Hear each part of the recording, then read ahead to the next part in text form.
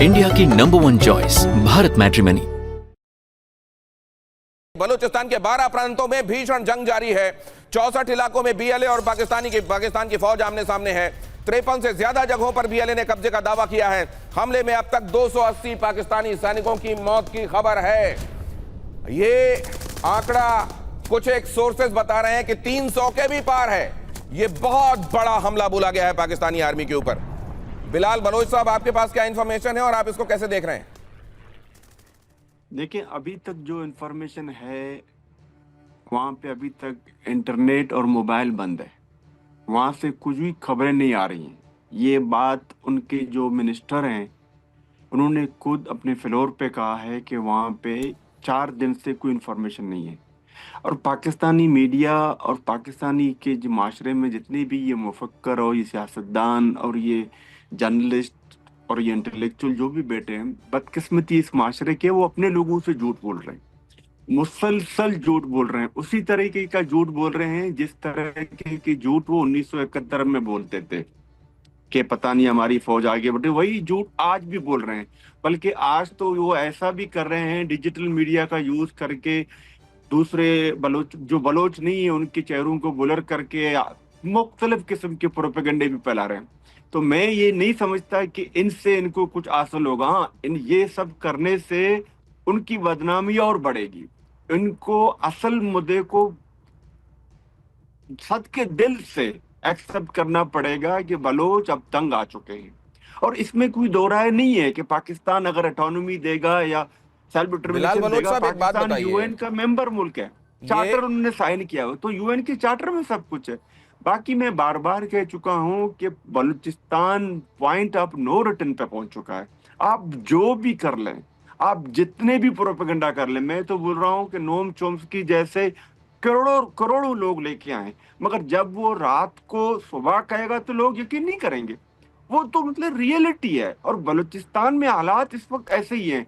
अभी आप देखें कि बिल्कुल जो भी आप इनके ये जो अपने लोगों को बता रहे हैं, इनके मीडिया जो इनको बता रहा है, ये सब के सब बिल्कुल झूठ है, ऑनेस्टली झूठ है। वहां पे ना इंटरनेट है ना मोबाइल है। लोग इतने मतलब डरे हुए हैं कि सोच भी नहीं सकते। अब ये क्या कर रहे हैं, जो लोग बाहर के मतलब जो बलोच डायस्पोरा है उनके किसी के बाप को उठाया जा रहा है, किसी के बाप भाई को उठाया जा रहा है, किसी के मामू को उठाया जा रहा है। इस तरीके के अटकंदों से नफरत और बढ़ेगी। ये कोई दो राय नहीं है। मतलब आप मैं बार बार कह चुका हूं, वो बलोचों ने बहुत कोशिश की। जब से ये कब्जा किया गया 1947 से, जब हिंदुस्तान को आजादी मिली, जब अंग्रेजों ने ये मुल्क पैदा किया जिसका नाम पाकिस्तान है, उस दिन से बलोचों पे क्या कुछ उन्होंने नहीं किया। हालांकि बलोचों ने बहुत कोशिश की। बलोच अकबर बुगटी साहब ने उनके फ्लेवर में जाके, डोमेन में जाके उनके साथ उन्होंने क्या किया दुनिया ने देखा।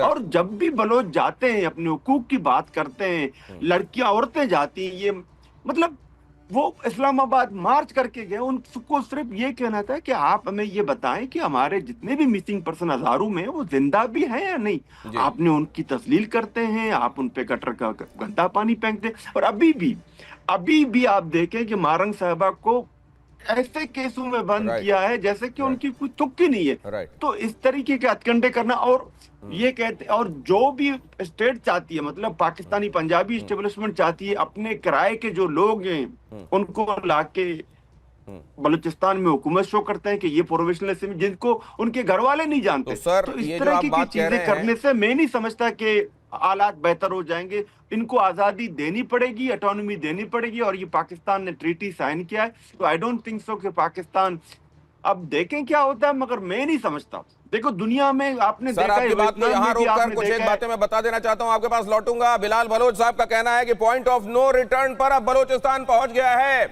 बलोचिस्तान के ऊपर जिस तरीके के अत्याचार मुस्तकिल किए गए हैं, जिस तरह के एट्रोसिटीज की गई हैं, अपना हक और हुकूक की बात करना वहां गुनाह जिस तरीके से कर दिया गया, उन लोगों को जिन्होंने हक के बारे में अगर इशारा भी किया उनके साथ बर्बरता से पेश आया गया। उसके बाद कुछ इस तरह की कोई ऐसी सूरत बची नहीं है जहां पर किसी तरीके की अब बात बन जाए पाकिस्तानी डिस्पेंसेशन के लिए। नोम चोम्स्की तक की बात उन्होंने की, जिन्होंने वह किताब लिखी, बहुत बड़े भाषाविद, बहुत बड़े पुस्तकों के लेखक, जिन्होंने मैन्युफैक्चरिंग कंसेंट ये एक बड़ी किताब लिखी थी, उन्होंने कहा था वो भी आ जाएं, अगर वो भी कहेंगे अब यहां कुछ नहीं होने वाला। इससे आप अंदाजा लगा सकते हैं बलूचिस्तान के लोग किस शिद्दत से अब छटपटाहट महसूस कर रहे हैं। और अब यह छटपटाहट आजादी के अलावा किसी और बात से शांत नहीं होने वाली। बीएलए के हमले से पाकिस्तानी फौज को भारी नुकसान। ये खबर देखिए जरा, बलूचिस्तान में 100 से ज्यादा पाकिस्तानी पोस्ट तबाह। रिपोर्ट्स बता रही हैं ये 30 से ज्यादा सरकारी संपत्तियों पर कब्जा, सरकारी संपत्तियों पर कब्जा कर लिया गया है। कई जगहों पर हथियार लूट लिए गए हैं। सोफिस्टिकेटेड वेपन्स की बात की जा रही है। 35 से ज्यादा पाकिस्तानी फौजी बीएलए के कब्जे में हैं। कहा यह भी जा रहा है, अब जैसे यहां पर जो साहब अभी फिलहाल यहां के मुख्यमंत्री हैं, वो ये कह रहे हैं कि कई जगहों पर इंसानों को ढाल के तौर पर इस्तेमाल कर रही है बीएलए की जो टुकड़ियां हैं वो। अब इसमें यह भी समझना होगा कि ढाल के तौर पर वो इस्तेमाल कर रहे हैं या असल में ये उनके लोग हैं जो उनको सपोर्ट कर रहे हैं, वो उनको सपोर्ट कर रहे हैं जिनको आप ढाल बोल रहे हैं। इसी तरीके से केपीके में आप जिन लोगों को कहते हैं कि वो टेररिस्ट हैं, ये तो टीटीपी के साथ मिले हुए लोग हैं, वो लोग हैं जो पश्तून आंदोलन से खुद को जोड़कर देखते हैं। तो क्या रियलिटी से आंख बंद करके एक प्रोपेगेंडा फैलाने की कोशिश अब भी चल रही है, जबकि हालात इतने ज्यादा बिगड़ गए हैं क्योंकि आपने आज तक सच्चाई पर पर्दा डाले रखा और स्थितियों को नजरअंदाज किया। आरजू काज़मी जी,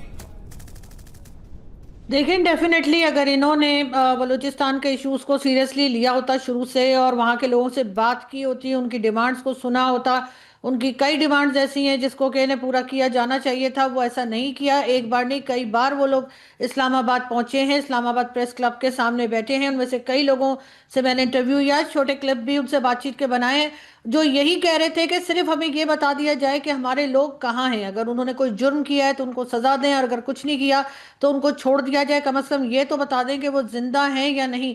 लेकिन एक भी जो कह लीजिए अथॉरिटीज की तरफ से एक ने आकर भी उनसे ना एक गिलास पानी पूछा, ना उनकी खैरियत पूछी, उल्टा उनको वहां से डरा धमका कर भगाया गया। और बार बार जब यही किया गया है तो जाहिर है कि जब आप केपीके और बलूचिस्तान के लोगों को as a second class citizen के तौर पर ट्रीट करेंगे और उनकी बात नहीं सुनी जाएगी, सिर्फ पंजाब की बात सुनी जाएगी, तो ये शिकायतें बढ़ती चली गई हैं और अब इस जगह पर पहुंच गए हैं कि जहां पर कि आप देख रहे हैं कि 3-4 दिन हो गए हैं और किस तरह से वहां पर अटैक्स चल रहे हैं और ये इसमें नाकाम रहे। मतलब इंटेलिजेंस हमारी कहलाती है कि जी नंबर 1 है, लेकिन इनको नहीं पता लगा कि किस वक्त इन्होंने ये प्लान किया और किस तरह से ये 12-14 या जितनी जगह है वहां पर अटैक हुआ है। यही हमने जाफर एक्सप्रेस के वक्त भी देखा था।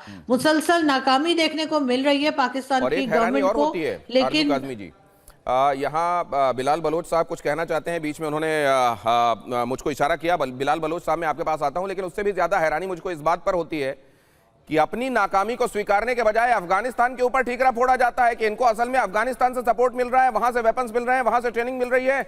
इस तरीके की चीजों को कैसे देखा जाना चाहिए? आरजू काज़मी जी, आगे आपके पास आऊंगा तो ये भी समझेंगे। लेकिन बीएलए किस तरीके से बलूचिस्तान के लोगों का सपोर्ट उसको मिलता जा रहा है और बजाय इस बात को रिकॉग्नाइज करने के और मानने के दूसरों पर ठीकरा फोड़ा जा रहा है। बीएलए किस तरीके से मजबूत होता चला गया, जरा उसको भी देखिए। बीएलए के पास पाकिस्तानी सेना से ज्यादा आधुनिक हथियार है। ऐसे में सवाल यह है कि बीएलए को पैसा और हथियार दे कौन रहा है, इसको भी समझना चाहिए। बीएलए कैसे हुआ ताकतवर? 5 दावे किए जा रहे हैं। चीन और बलोच नेताओं में कोई सीक्रेट डील हुई है ऐसा कहा जा रहा है। सीपेक प्रोजेक्ट में दखल नहीं देगा बीएलए।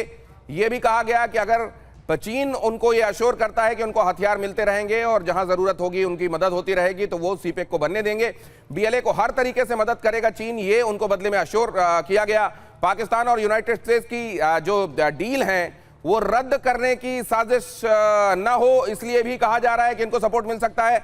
यूनाइटेड स्टेट्स को बेचे गए खनिज वाले इलाकों में हमले हो सकते हैं, यह समझा जा रहा है। इसमें सवाल यह है कि क्या बीएलए को हथियार और पैसे चाइना से मिल रहे हैं या फिर अफगानिस्तान से मिल रहे हैं, जैसा कि एक दूसरी थ्योरी सामने आ रही है। सीपेक प्रोजेक्ट के तहत चीन का $62 अरब का निवेश है, तो एक बड़ा स्टेक है जो चाइना का ऑलरेडी यहां पर है। और आप जानते हैं मुनीर जब गए थे मिलने के लिए डोनाल्ड ट्रंप से, तो कैसे वो मिठाई के डिब्बे सरीखा एक डिब्बा लेकर गए थे जिसमें रेयर अर्थ मिनरल्स जो हैं उनको सजाया गया था और उनको एक तरीके से कह दिया गया कि ये लीजिए, ये हमारे यहाँ की हर एक चीज आपके कदमों पर हम बिछा देंगे, बस आपकी दया दृष्टि इसी तरीके से बनी रहे। क्या यही बात वो बात है जो बीएलए को और ताकतवर बनाती है? क्या वाकई चाइना, अमेरिका का इंटरवेंशन वहां पर ना होने पाए इसलिए बलोच लड़ाकों को मदद दी रही है और वहां पर जो आजादी का ये आंदोलन है और तेज होता जा रहा है? या अफगानिस्तान इस बात को समझता है कि किस तरीके से केपीके के लोगों के साथ और बलोच लोगों के साथ यहां लगातार जो किया गया वो नाजायज था और इसलिए इन लोगों को मदद मिलनी चाहिए, अफगानिस्तान के जरिए उनको मदद मिल रही है, या कुछ और संभावना भी है जिस पर विचार किया जाना चाहिए? आप कैसे देखते हैं संजय भारद्वाज सर? देखिए, बहुत महत्वपूर्ण बात आपने रखी है। पहली बात तो दिनेश जी, ये देखिए कि लगभग ये पाकिस्तान का लगभग 40% हिस्सा है और यहाँ पे क्रिटिकल मिनरल्स हैं, बाकी रिसोर्सेज हैं, और इसमें एक तो डेमोग्राफी पाकिस्तान चेंज करना चाहता है। लेकिन जो सबसे बड़ा कबूलनामा आया है कि वहाँ के डिफेंस मिनिस्टर ने कहा है कि पाकिस्तान की आर्मी हैंडीकैप्ड हो चुकी है, वहाँ पे काम नहीं कर पा रही है। और पाकिस्तान ने सबसे बड़ा जो गड़बड़ किया, जो आप इंडिकेट कर रहे हैं कि इंटरनेशनल एक्टर्स को इन्वॉल्व करके इसको सिचुएशंस को और ज्यादा कॉम्प्लिकेट कर दिया। पहले आपने China Pakistan economic corridor 62 billion का इन्वेस्टमेंट किया, चाइना को एक स्टेक होल्डर बना दिया, जो कि उसका पुरजोर विरोध बलूचिस्तान के लोगों ने किया। और यहाँ पर एक पूरी उम्मीद थी कि पीएलए के लोगों को डिप्लॉय कर दे, लेकिन ये मार उल्टी पड़ गई पाकिस्तान पे कि जब अमेरिका ने कहा कि भैया तुम चाइना को सब कुछ दे रहे हो, हमको क्या दे रहे हो, तो आप भी ले लीजिए, सब मिनरल हमारे पास है, पासनी पोर्ट हमारे पास है। और आज ये हालात हो गया कि जो इंटरनेशनल एक्टर्स बलूचिस्तान में इस कॉन्फ्लिक्ट में इन्वॉल्व हो चुके हैं। चाइना किसी भी स्थिति में $62 बिलियन को डेड इन्वेस्टमेंट नहीं घोषित करना चाहता। एक तरफ ग्वादार पोर्ट है, एक तरफ पासनी पोर्ट है, और तीसरी तरफ है जो बलूचिस्तान ट्राइबल लोग हैं जो पाकिस्तान से आजादी की मांग कर रहे हैं। और ये ऐसा हो गया है कि पाकिस्तान के लिए देखिए गले की हड्डी हो गई है, इनको बलूचिस्तान को आजाद करना ही पड़ेगा, नहीं तो कहीं कहीं चाइना से सपोर्ट आएगा, कहीं अमेरिका से सपोर्ट आएगा। चाइना के इंडिकेशन साफ साफ दिख रहे हैं कि उनको तो अपना $62 बिलियन बचाना है, तो निश्चित रूप से वो अभी तक पाकिस्तान आर्मी को सपोर्ट कर रहे थे, अब बलूच आर्मी बीएलए को सपोर्ट करने लग जाएंगे, और जो कि उसके सिम्टम्स दिख रहे हैं। क्योंकि जिस तरीके से मुनीर जाके ट्रंप की गोद में बैठा और जो लुभावने ऑफर दिए अमेरिका को, उससे चीन बहुत सतर्क हो गया है। इंडिया की नंबर 1 चॉइस भारत मैट्रिमनी।